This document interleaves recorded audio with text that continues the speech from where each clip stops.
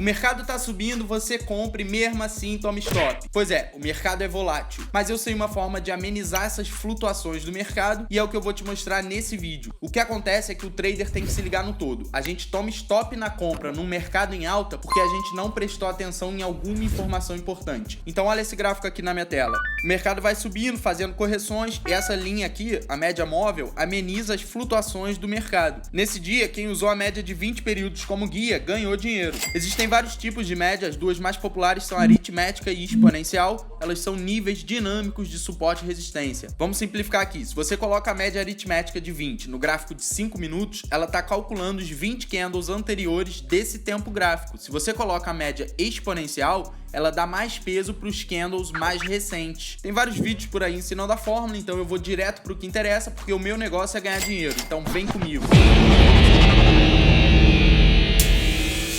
As três principais médias são a simples, exponencial e ponderada. A mais usada é a simples. Essa é a nossa média móvel aritmética. Ela basicamente calcula o preço médio dentro de um determinado número de períodos. Por exemplo, a média de 20 no gráfico diário pega os últimos 20 dias de negociação e dá o mesmo peso para todos os dados. Mas se a gente colocar a média móvel exponencial, quanto mais recente o dado, mais peso vai ter no cálculo dessa média. E ela se move porque quando o próximo candle fecha, novos dados entram nesse cálculo enquanto outros são subtraídos. Então ela vai sempre se movendo.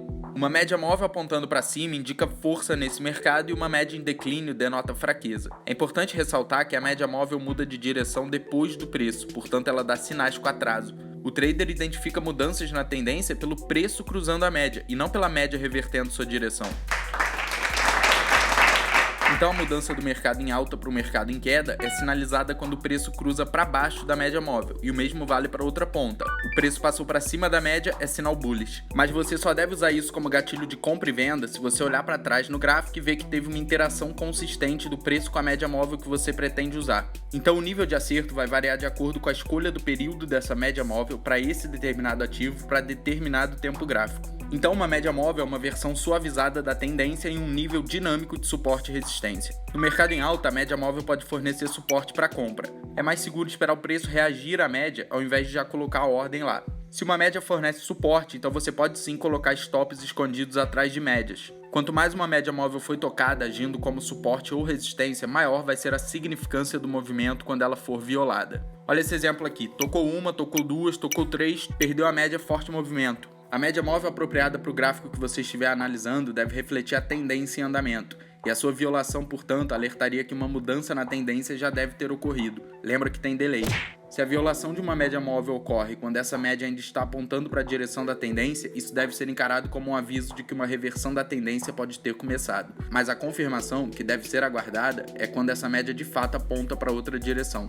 Então, preço cruzou a média é o primeiro sinal, até que ela curva para a direção contrária é o segundo sinal. Geralmente, quanto maior o período de tempo coberto por uma média móvel, maior o significado de um sinal de cruzamento. Em outras palavras, o cruzamento de uma média de 20 do mensal é mais importante que o da média de 30 do diário. Por enquanto estamos falando do preço cruzando a média. Daqui a pouco eu falo de média cruzando média. A grande questão aqui é que tem muito sinal falso. Tudo é bonitinho no livro didático, né? Mas quem opera todo dia sabe que a gente se depara com muito sinal falso. Então, primeiro de tudo, não existe trade system com 100% de acerto. Então, o sinal falso é parte da nossa vida de trader. Aprende a lidar com isso.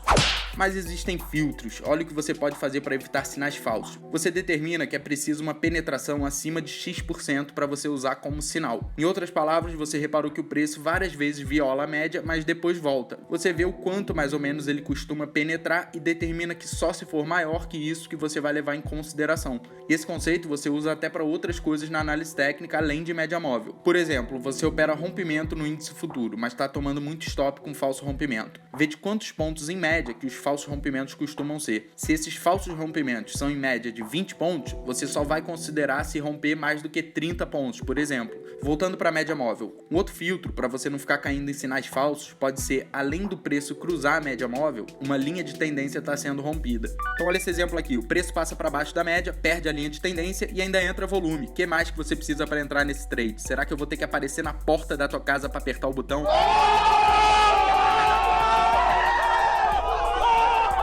Então tá aí, ó, para quem curte um setup, esse é clássico. Você vai pegar o preço passando para baixo da média móvel, perdendo a LTA com volume. Esse aqui, quando encaixa, vou te falar, faço até dancinha.